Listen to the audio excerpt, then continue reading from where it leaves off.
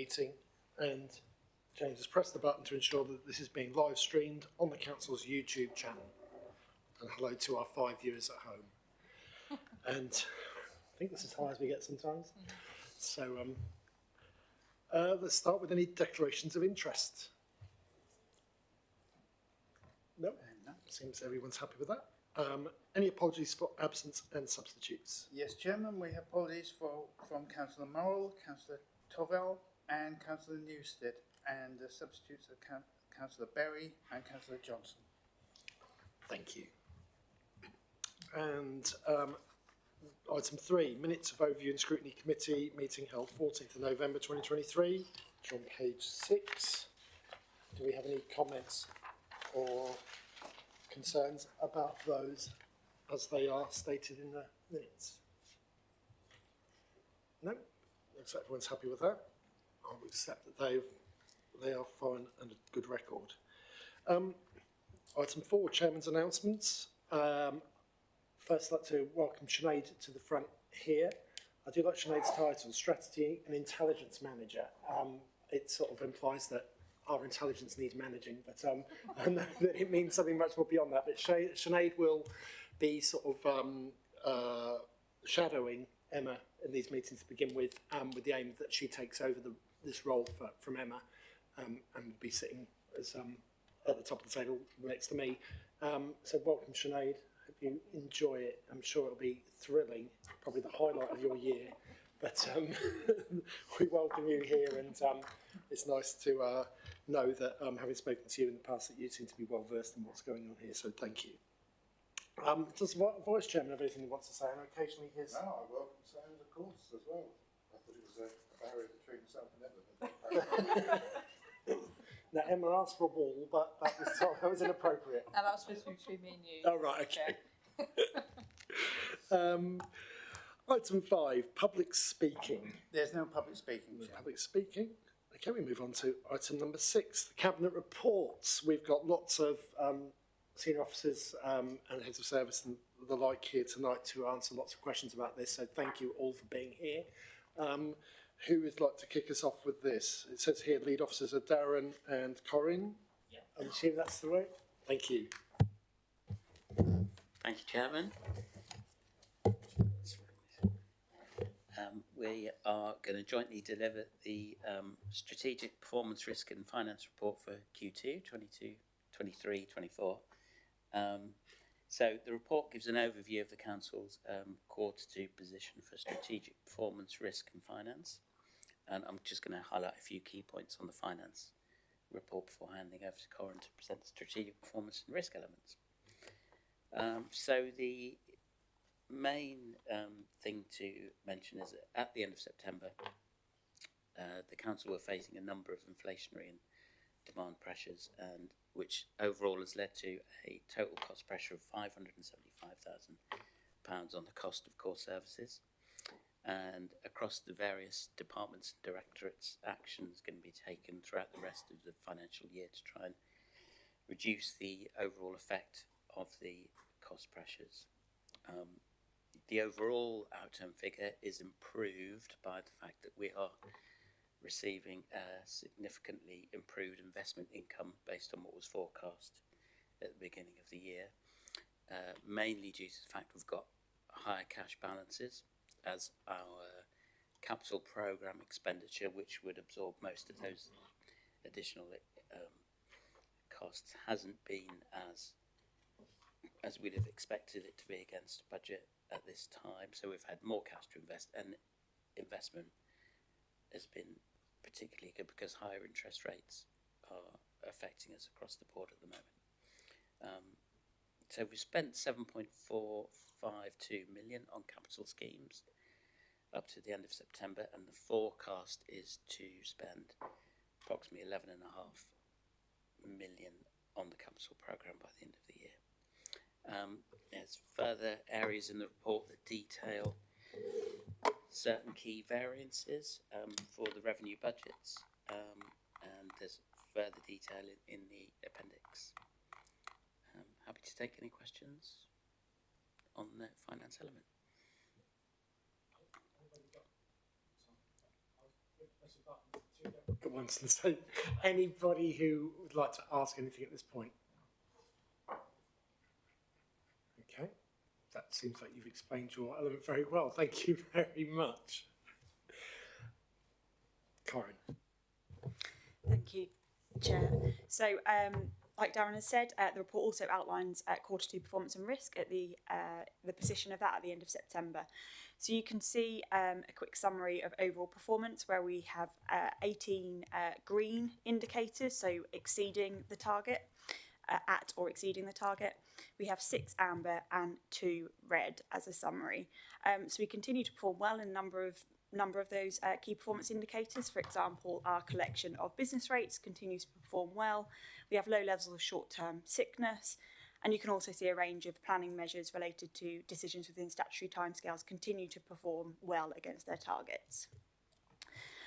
To note, we have 2 red measures this quarter. So that being staff retention, it's currently sitting at 7.96% in Q2.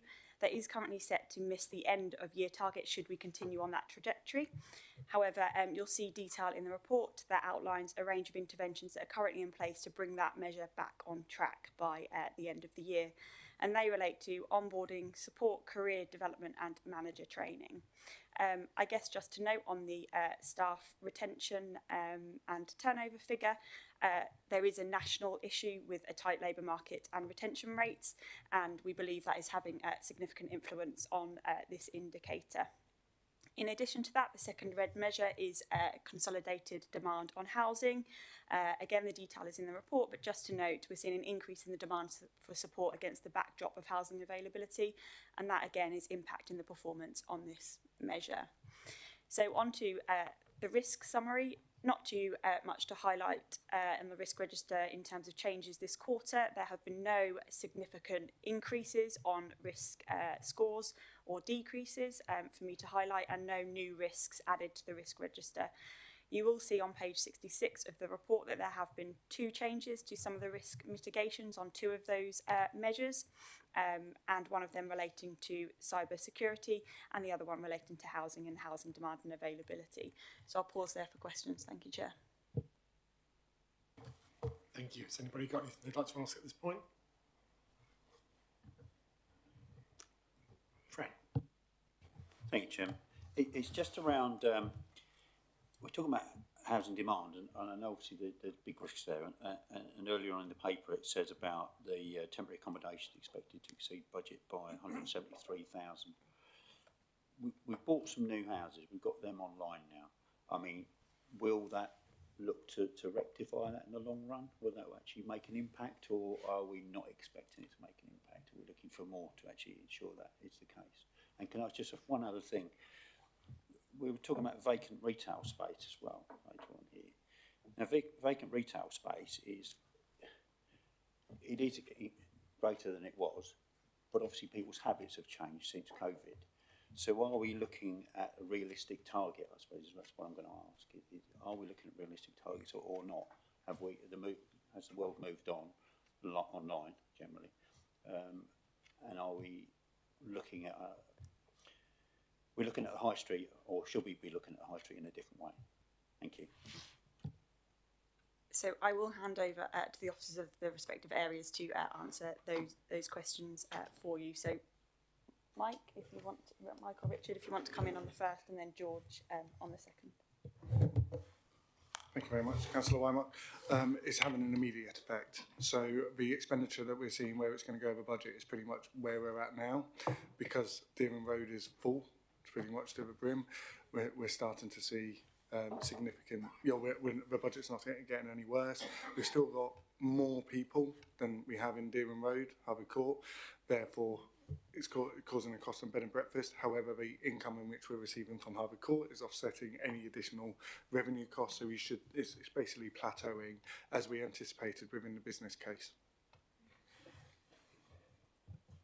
On that, we're looking at plateau, but is that plateau expected to carry on for longer than we were expecting before? Because obviously we were looking at sort of peaking maybe in a year or two and then coming back down, or are we looking for that period to be longer? Thank you. I can't give you a definitive answer in the future, unfortunately. We are expecting it to be a longer wavelength. However, within the business case, we didn't have the LAF properties, which are also coming on board. So that's going to give us additional income from our temporary accommodation properties, and also from the longer term accommodation properties we're buying through a LAF as well. So I can't sit here and say it's definitely all going to work out, but we're going to be in a significantly stronger position than we would have been if we hadn't made all this capital expenditure. Thank you. Could I just ask, and I don't know, I forget who I should have to ask this to, but on fly tipping, would that, I mean, it says it's going down amber, but direction of travel down, so it's gone from 94% to 92%. Is that a relatively normal fluctuation? Does it fluctuate during the year? Do you get more fly tipping at certain times of the year? You know, I'm just interested to know whether that's it sort of seasonally changes. I don't know if that is the case or whether that 2% margin is a usual fluctuation. So I do know that we do have seasonal trends in sort of, we do have seasonal trends in that indicator. I would need to get the information from the specific officer in terms of whether we feel that fluctuation this quarter is above or in line with those seasonal trends. So I can get that information and feed that back. I'd say don't sweat on giving me chapter for so just checking that the idea that ever seasonal trends is a positive to him. You know, obviously you'd expect that certain times of the year might be worse, but I was just checking that is within a usual margin of error that we'd say, well, it does that all the time, so that's fine. Thank you. Yeah, and George had a question about High Street, so I'll go to you, George. Sorry. Thank you. I guess in response, there is no right target for high street vacancies for retail space. The national picture is looking poor and continues to get poorer. We should be rightly proud of the occupancy we have in our market towns compared to the national picture. They are certainly thriving. We have a comprehensive package of business support products available, whether that's mentoring or in some cases finance. We'll continue to support businesses where we can. We'll review those targets as we get towards setting the targets for next year.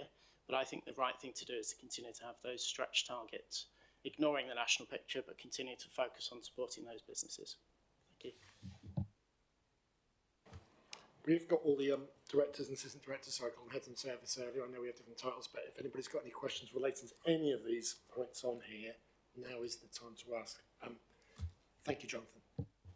Yeah, just on the transformation and ICT, the extra 120,000 for the additional mobile and data, is that more use than we thought, or is that the costs, you know, the same use but the costs were higher?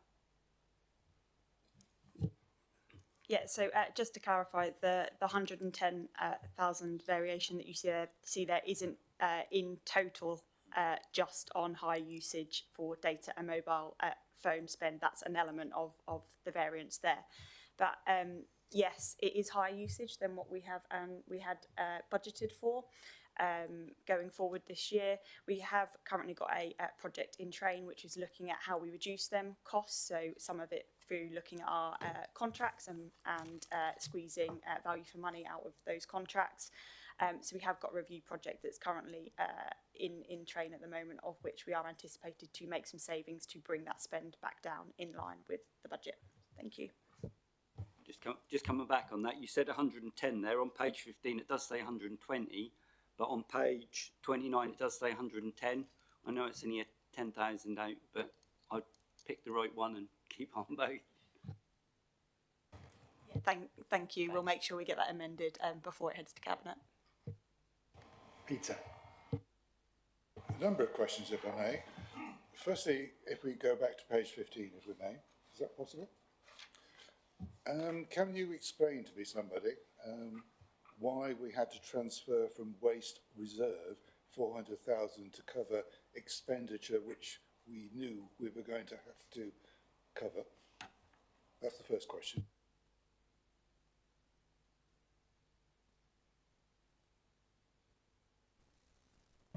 So, the reason it's shown like that, it was always a decision of the Cabinet when they decided to expand the food waste service, that we would fund that extra cost from reserves on the assumption and the hope that actually government would actually come in and help fund that food waste expansion. And as members may be aware, government have recently published their outcome from their recycling review, and indeed government is going to start funding food waste services from April 25, but at the moment there's no sign of them funding early adoption of food waste services. However, this presentation was very much how it was agreed to be presented by Cabinet when they agreed that food waste expansion. Thank you for the explanation. Going on to 3.6, I noticed that there is additional expenditure for agency cost, but by the same token, if you're covering vacancies, there would be saving in salaries. So can you explain why there's no net cost there or net decrease from normal expenditure? It can't just be straightforward expenditure, there must be savings as well to offset that expenditure. Again, absolutely right, this is a net extra cost because normally the cost of an agency staff is more than you'd expect to pay for a directly employed member of staff, and it can be up to sort of 20–30% more to employ an agency member of staff than it can, particularly where you have trouble recruiting. Some of the costs for things like planners, finance people, if you go to the agency market, they can be quite expensive to employ. So that is the net cost then? Okay.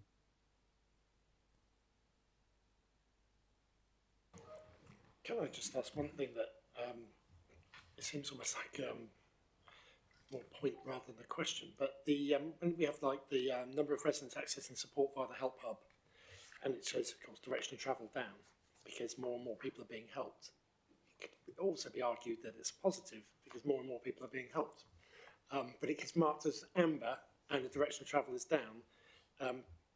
Do we feel that this, I know that it's explanation and mitigation perhaps that usually quarter one and quarter two figures are comparable, which could be an indication of demand is stabilising, and it talks about what quarter three would normally do.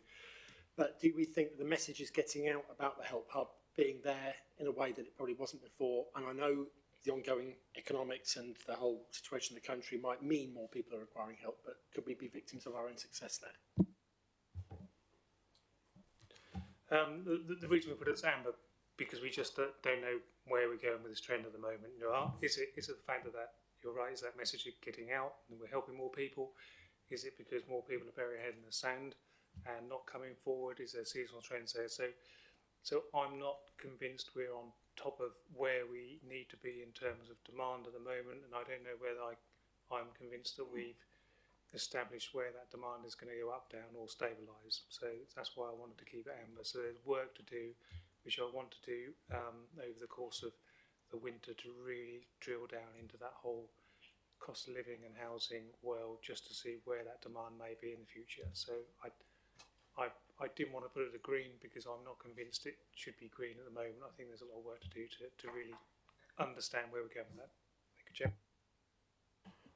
I'll just put on record, thank you for all the work the Help Hub is doing, because it's clearly making a big difference to a lot of people. So thank you, and pass that on to them as well. Is there anybody else wanting to add anything? Shane? Just while we're on the subject of Help Hub, it mentions here that some of their cases are much more complicated than they were before. Can you extrapolate on that, or is it just the case that we're getting better? No, what we're seeing is we are seeing demand and issues within individual cases becoming more complex. So what we're seeing, whereas 2 or 3 years ago we would have seen an average of about 2.4 issues per case, but now that's well over 3 issues. So people are in debt. We've also got problems with accommodation, relationships, schooling. So that the issues that we're finding residents are coming forward are just more complex now than they were. So they're taking more time to deliver and to support. So it's just that tension, it's those issues within those individual families which are just causing more of an issue. So that's, to me, is more of a worry than the numbers, because it's just taking more issue. And if people are people are waiting to try and resolve their issues before they come and ask for help. You know, there's more work we need to do to try and get in there earlier to say, look, come in. And you know, we can see a model of this where people are, when people get themselves in such a muddle, you know, it's much easier to bury your head in the sand and try and forget about it, and then it serves as when you're about to be evicted, which then causes richer excess demand. So, you know, let's really try and work with people to say, come on, at that first issue, come and talk to us. Let's see if we can resolve that at an earlier time. So again, that'll be part of that prediction model as we move forward. Thank you. I'd like to move to the recommendations, and I think I'll take more than one. Absolutely, if you want, Fran, yeah. Thank you, Chairman. Sorry, I thought you were going through it in the three pieces, that was all. So, so I was waiting for the next bit. But there are a few things I wanted to bring up. It's actually page 68, it's BDCM2. It's about our active membership of groups such as the Local Government Association, the District Councils Network, etc. I just wonder where we were with that. You know, are we as active as we could be or should be? And I mean, I'm talking from members' perspective, not officers particularly. It's page 77, it's Appendix 4, GE3, talking about a parking strategy. I don't really think we've got a parking strategy, but it sort of refers to it.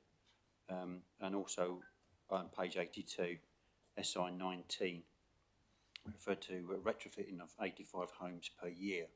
And I know a paper's coming forward, it was on the forward plan for next year, sort of February, March.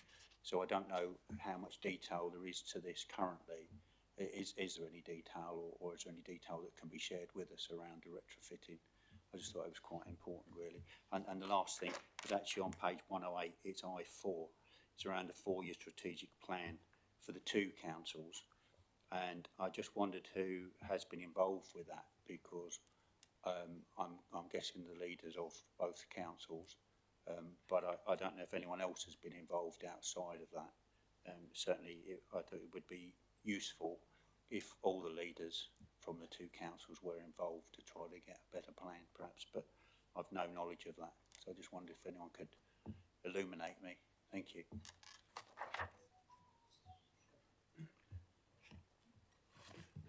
That's okay. So I'll probably take top and bottom, but Corey might want to come in on the bottom one as well. And then George, I'm going to put you on parking strategy, retrofit homes. Who's going to take that one, Mike? He's looking a bit blank. I'll let him think about that one, Councillor Wymark. So your first question in terms of BDCM2, which is around the active membership, you asked specifically around councillors. As you know, we put a much better 4-year training plan in place for councillors, and what we're doing through the District Council Network and the Local Government Association is trying to share as much training with you as possible. I know that I've sent you some bits and pieces and managed to get some training through there.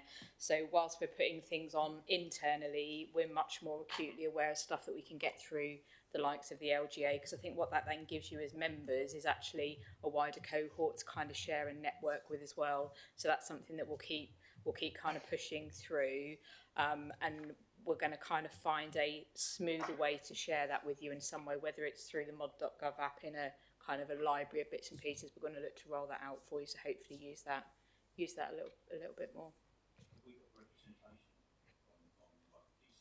Yes, we have. Yeah, and that's you can ask me who, and I can't remember, but that's appointed as the outside bodies at the AGMs. Yeah, so we have got reps on those as well. Yeah, absolutely. Corinne, do you want me to do the strategic plan, or do you want to? Yeah.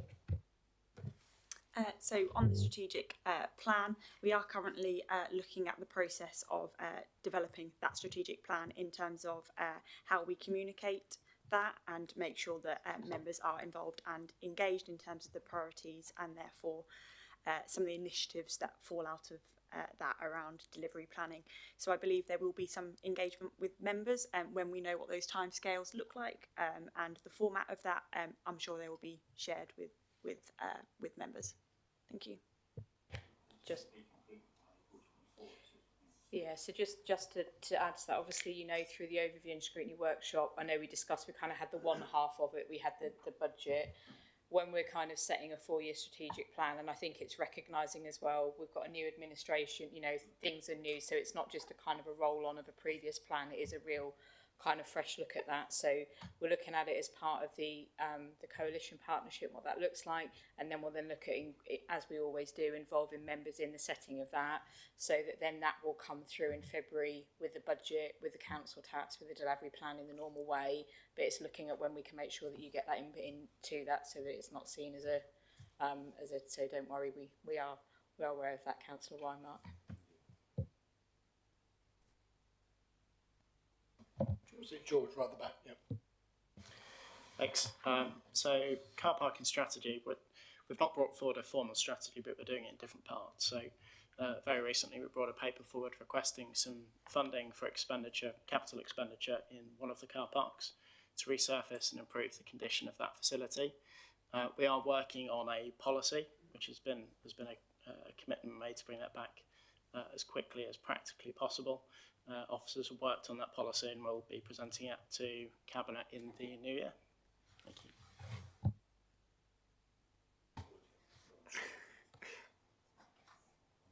I might go over to you if suddenly your phone call. No, I just didn't want it to be a really embarrassing message, or what time you're in for tea or something. You know, and suddenly it comes over the speakers and everyone hears it at home, our 5 viewers. All right. Is there anything else you want to add, Fran, to any of that? Retrofitting, yes, Mike. Yeah, just apologies. So retrofitting. So what we're looking at, as well as the warm home programs we've got this year, we're looking at an option appraisal at the moment. So that's we'll be bringing into the leadership team just to over next month, and then that will come through the political system early new year. So this is an area where the Norfolk carbon reduction body has put retrofit as a key agenda item. It's something that we want to develop and expand. So our warm homes team at the moment is doing a great job across Norfolk, but the numbers are small. So, you know, is this something we want to develop Norfolk wide for a much bigger project, but looking at some testing next year? So this is something we're working over at the moment, and so we'll bring it over to committees in due course early next year. Thanks, Jim. I just want to clarify that. So when we talk about 85 homes per year, is that for Norfolk or for Broadland? Thank you. Sorry, yeah, so 85 is per Norfolk, is per year. So we've got 189 all told over 2 years, and one of the issues that we've got with our current warm homes funding from central government is the criteria is so tight now that actually, you know, that's why I wanted it. And they're also insisting that we do a whole retrofit for a house, whereas certainly we're of a view that, you know, for some people that's quite a big move. You know, everything from you know, all the different elements to retrofit. Well, actually, some people find that really difficult and challenging to do. So, you know, can we look at doing parts at a time? So it's 189, but a complete retrofit over 2 years for 85 next year. Thank you. Has anyone else got anything else to add at this point? Oh, sorry, Peter. Turning to customer satisfaction, if I read the chart correctly, it's telling me that we're measuring the percentage of people who actually respond to our request for information. Is that correct?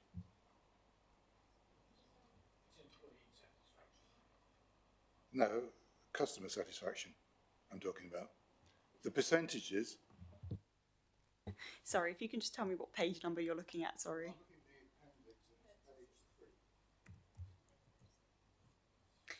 Yeah, so customer satisfaction is measured by the number of people that respond to the survey across a combination of channels.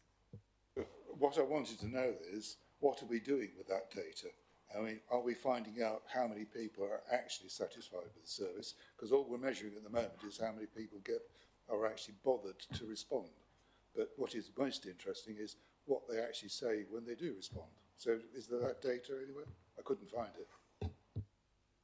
Yeah, so if they leave comments at the end of the survey, we obviously extract those comments. We work with the service areas to better understand how we can put short-term improvements in place. I think the other thing to note is that we have got the First Class Customer Service programme, of which is a 5-year programme, which is set to increase the customer satisfaction levels. And as part of that, one of those work streams is identifying customer standards across all of the different service areas, but also looking at the way in which we measure customer satisfaction down our channels for it to be transaction based. So at the point in time in which the customer completes the transaction, that will give us a level of detail that we currently are unable to collect through our current tools in terms of measuring customer satisfaction at this point in time. If I ask the question, are our customers satisfied, could you answer it or not? So based on the target that's in front of you, with the end success target being 65%, if we are currently performing at 61.14% or just underneath that target, then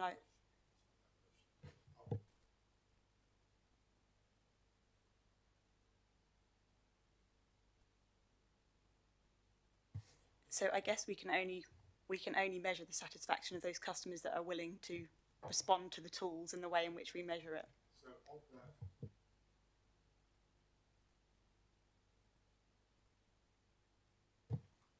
that, So based on that, I will just get the detail. So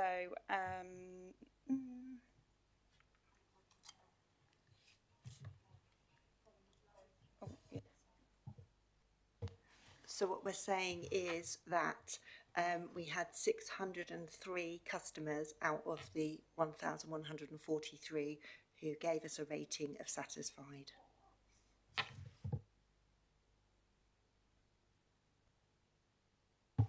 Simon. Thank you, Chair. Can I ask exactly the same question, but for the staff satisfaction? Because it says there was a 66% completion rate across the organisation with a 67% total engagement score. What does that actually mean? Does it mean that 67% of the staff are satisfied, or was it 67% of the staff actually responded?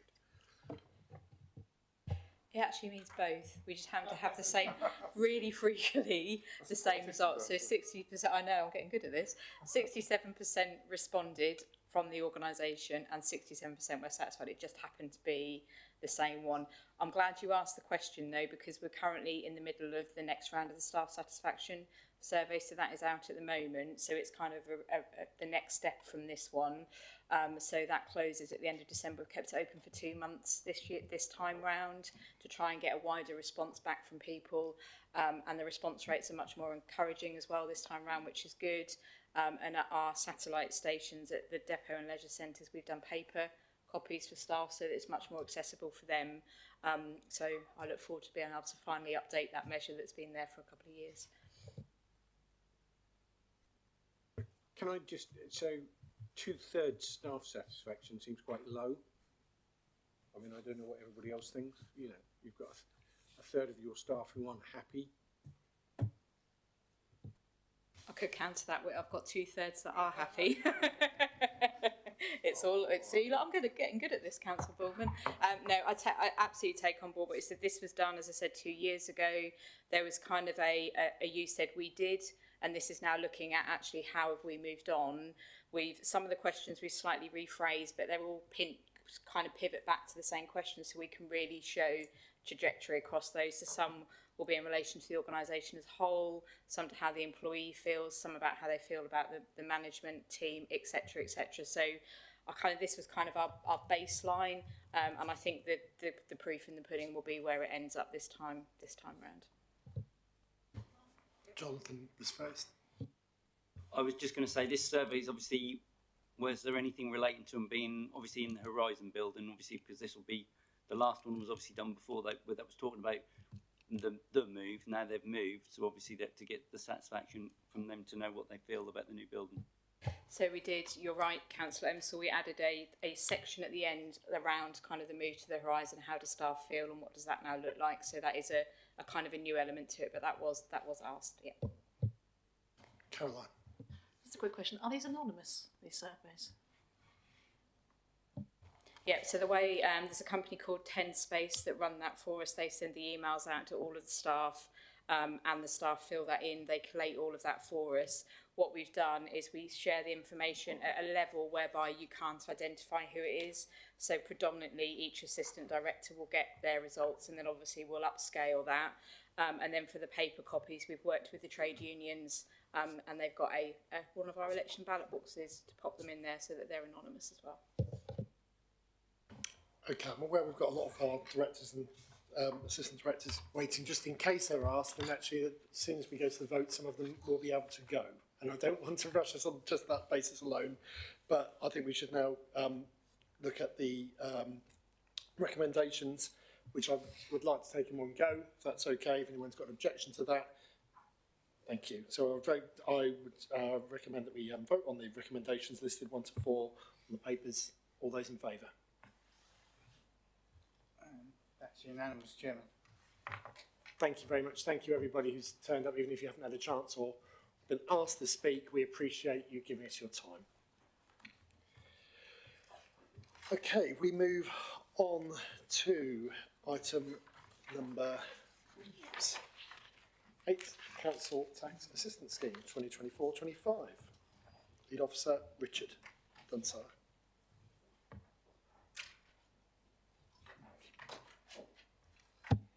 Thank you very much, Chair. Next 2 reports are mine, so I'll fly through them. So, first one's about council tax assistance. So, tiny bit of background. This is a discount scheme which reduces council tax bills to a more affordable level for low-income families. Although the pension age is pretty much dictated to us by central government, we are allowed to shape the scheme for working age, and we need to review this annually and consult on it annually as well. In 2021, we completed a joint member cross-party working group to look to align the scheme, but also look at what our aims and objectives within that scheme was. We did a massive amount of work around it to assess people's needs and what individual change would have on people. The outcome of this has proved incredibly successful. Could I sit here again suggesting that we don't touch it for another year? The key aims was to increase fairness and provide help to those who need it most, and with the current economic world that we live in, those two priorities still very much stay as they are. I didn't want to sit here to say on my own merits. I think it's great. We should simply renew it. So we got a third party organisation called Policy and Practice to really stress test it, and the results can be found in the paper. However, they concurred that it very much is fit for purpose, and we should not touch it if we could. The other thing to add, we've got a new system coming in. We got it today, actually, very exciting. And that system will provide us with more functionality to maybe automate. However, we do not know where that automation can take us yet. So we're proposing that we relook at this all next year. We do another joint member working group, cross-party working group, to really have a look to see how we can automate things as well, to reduce the administration, to maybe create some savings, but really so we can focus on those who need it, more support on those who need it most at this time. So as the analysis still shows, it's still good value for money, meeting the needs of our priority residents. I sit here today proposing there are no changes, and going on to the recommendation for Cabinet to recommend to Council the proposal and approve the CTA scheme for 24-25. Thank you. Thank you very much. Does anybody have any comments or questions? Shane. Just a question based on your automated procedure, which you've only just got in, but considering that automated procedures don't always get it right, are you going to put in some sort of appeals procedure if someone disagrees with the decision? Yeah, there's always an opportunity to contact us. A lot of the automation will come from real-time information from DWP. So it's at present we have officers who have been given in some information by DWP, can't really do anything with that information, just sitting there inputting that information into the system. So the decision will be the decision because it's based on their income received from DWP. The new system hopefully will allow that function to be automated, which then can be reviewed by an officer. But we don't want to waste the time inputting data which is just in one format to another format. Let's get the systems to do it if we can. Anybody else? We seem to be. This is. I know it's fairly procedural. Has come back, and like you say, there's been no changes. But Jonathan. Yeah, just on, I notice you note in the report about the change from onto the universal credit that the government are doing. Will that mean that obviously if in a year's time there is a lot more that will affect the budget, or are you thinking it'll just be sort of steady? So I don't think it will impact the overall budget. What it will do, however, is push more people onto universal credit. So going back to your aforementioned, the previous question, we'll be getting more people's data from DWP rather than having to seek that information ourselves. So it creates further weighting on that automation, which is why we put it as a system work. If more people are going over to universal credit, they tick a box to say, I would like to claim council tax assistance. So we may end up getting people claim to us who otherwise wouldn't have. However, if they don't claim and they can't afford to pay, they end up going through the income collection service, which is significantly more laborious to do. So it's a good thing that these people who can't afford to pay their council tax come to us earlier on, so we come up with a suitable payment, affordable payment, rather than go into arrears and then go over to Rodney's service, who then has to collect it through a more stringent debt collection process. So it's a positive thing, even if it might cost us a tiny bit more money. Okay, if no one else has got anything else to add, we should vote on the recommendation that the Cabinet recommends to Council the proposal and approve the Council Tax Assistance Scheme for 2024-25. All those in agreement, in favour? That's unanimous, Jim. Thank you very much. We now move on to Richard again, talking about discretionary housing payment and council tax discretionary relief policies. This is his favourite one, so he's been looking forward to this. They're all my favourite. So this, as you say, this is about discretionary housing payment. This report is to obtain agreement to adopt a reviewed discretionary housing payment and CTDR policy for April 24. So the policies are, as detailed in the report, they set out the framework and how decisions are made. And key thing here with these policies is to make sure they're open and transparent, so we can be challenged on decisions if we need to be, and we can fall back on the policy to dictate why our decisions was weighed. We have limited funds. Our DHP budgets are being pulled down by central government. I hope they will go up for next year. So this policy must make sure that we get the biggest bang for our buck and make sure that we are hitting the most vulnerable with financial assistance rather than the opposite. The policies are very much the same as they used to be. They're aligned and they're reviewed and reworded to make it more clear. However, there are two key changes. The first is rent in advance, and the second is guidance within the decision matrix. I'll cover the rent in advance more. We're getting more and more social landlords saying they want 1 month up front. Go and ask your council and they'll give you a DHP payment. If we did that for every person that got a house, we would run out of money like that. Then they also, as we want them to, they come to us and say, this person's in big rent arrears, we're going to have to evict them, can you pay some money? Unfortunately, we haven't got the money to do both.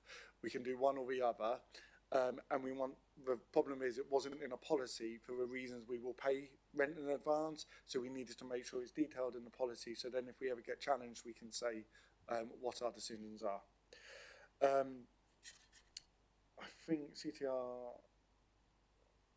I think I've jumped across my notes, therefore I think I've covered everything.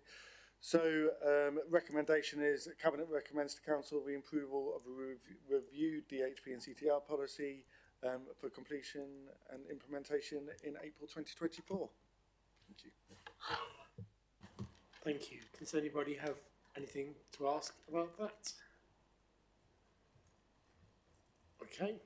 Thank you. It's quite, I mean, reading through it, it's quite a complicated issue, particularly the issues to do with rent in advance and things like that. Look at those issues and the fact that you could be challenged by the Ombudsman on this and having to justify it. It just seems like it's a minefield, and like you say, with never growing demand, and which could be soaked up just like that. So again, thanks for all you're doing. And I know this must provide an enormous amount of support to residents across the whole of Broadland.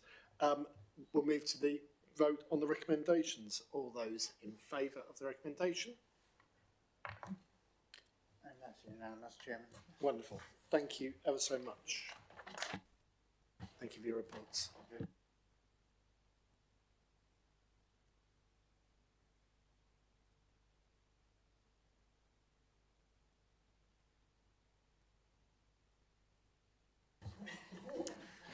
We now move to agenda item 10, the UK Shared Prosperity Fund, People and Skills.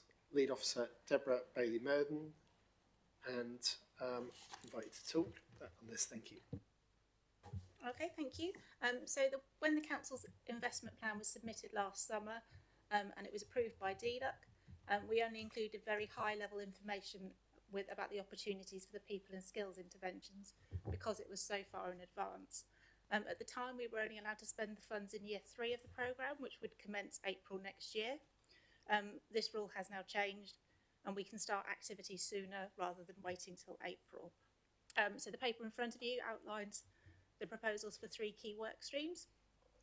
First of all, it's proposed we work with voluntary and community organisations to offer employability and confidence support. So this will include funding for training programmes, actual qualifications and softer skills as well.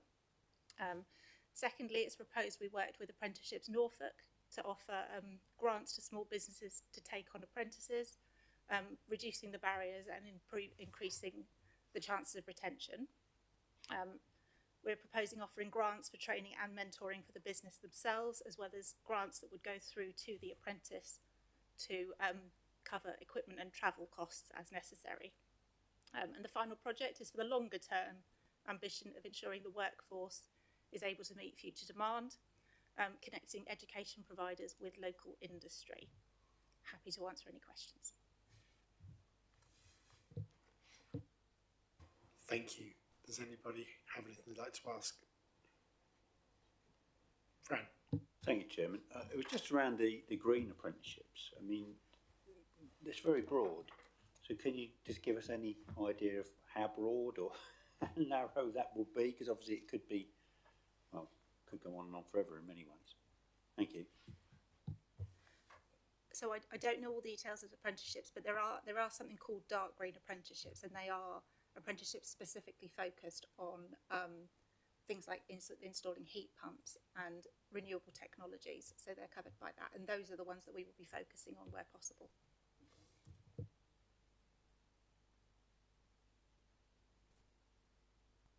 Anybody else? Well, we're racing through this now after a very lengthy opening agenda item. Are people wanting me to take the recommendations at separate points 1, 2 and 3, or is everyone happy to take them on block? On block. Okay, we'll vote on them on block. All those in favour? And that's unanimous, Chairman. Thank you. I think Vice Chairman's in a hurry now. He just on block. Nonsense, Chairman. Thank you very much. Can we ask Sean Crook to come to the front to talk to us about agenda item 11, Hybrid Mail Contract Award, which is on page 196 of the agenda. Thank you, Chair. So this paper is for a contract award for the hybrid mail provision for the councils on a 3-year +1 basis, so the option to extend by 2 years. It was an invitation to tender covering both Broadland and South Norfolk District Councils to ensure that we got the maximum value for money from the contract. The contract delivers £82,500 worth of savings for Broadland against the budget over the life of the contract, and that sort of starts at 14,000 in year 1, rising to 17,000 in subsequent years. Start date of the contract, the 1st of April 2024, to allow for an implementation period and to ensure continuity of service between the decision and the award date.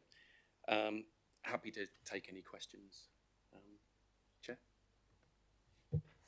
Thank you. Does anybody have anything they'd like to ask? Jonathan.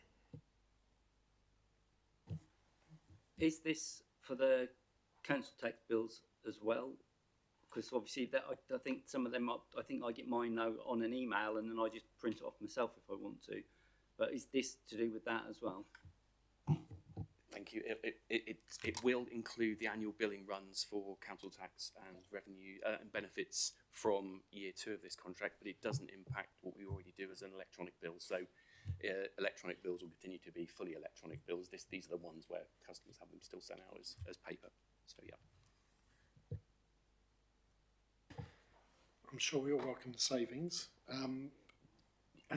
Obviously, this has been stress tested the same. Should provide it. I mean, it will provide a much better service as well. I'm sure we're all happy about the principles behind that. But you could just explain in what way that would be different. So at the moment, the council have an off-the-shelf hybrid mail provision, been in place since about 2018. We basically use the service that's available to us. The benefit of going to tender on this was to open up more technology from bigger hybrid mail providers, lock us into a contract with a service level agreement, which we didn't previously have, and effectively release more savings from it. We went to the tender on a 70% quality basis and a 30% cost basis to ensure that the quality, the technical specifications, the functional specifications of the contract were sufficient to allow us to unlock further technologies over the 5-year period. So it should do both cost and functionality for us. It's one of those sectors where the technology changes rapidly, so it's good that we've got that flexibility built into it. Thank you very much indeed. Anybody else have anything else they'd like to ask? Let's go to the recommendation. All those in favour of the recommendation, please vote. And again, that's unanimous, Jim. Thank you very much indeed.